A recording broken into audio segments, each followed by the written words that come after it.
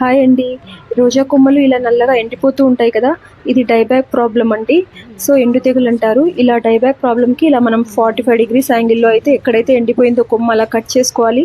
అలా కట్ చేసుకున్న కొమ్మకి మనం ఏం చేయాలంటే, మన ఇంట్లో పసుపు గానీ, సాఫ్ ఫంగిసైడ్ గానీ, అలోవెరా గానీ ఏదో ఒకటి అవైలబుల్‌లో ఉంటది కదా! సో, ఇవి ఎలా యూజ్ చేయాలో మీకు చెప్తాను. మీ దగ్గర ఇది అలోవెరా ఉంటే అలోవెరా పీసెస్ చిన్న చిన్న పీసెస్ కట్ చేసేసి, సో మనం అక్కడ కట్ చేసాం కదా మొక్క, అలా వేసి వదిలేయండి. లేదు మీ దగ్గర అలోవెరా అవైలబుల్లో లేకపోతే సాఫ్ ఫంగిసైడ్ ఉంటే సాఫ్ ఫంగిసైడ్ అప్లై చేయండి.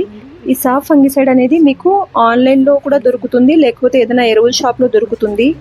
ఈ రెండు మీ దగ్గర అవైలబుల్లో లేదంటే అందరి ఇండ్లలో అయితే పసుపు అయితే కామన్గా ఉంటుంది కాబట్టి మీరు పసుపు కొంచెం తీసుకొని అక్కడ అప్లై చేసేసారంటే సరిపోతుందండి. మళ్ళీ ఈ మొక్క అనేది నల్లగా ఎండు తెగులు సోకకుండా అక్కడే స్టాప్ అయిపోయి హెల్తీగా పక్క నుంచి చిగుర్లు వస్తాయి, మొక్క కూడా హెల్తీగా ఉంటుంది.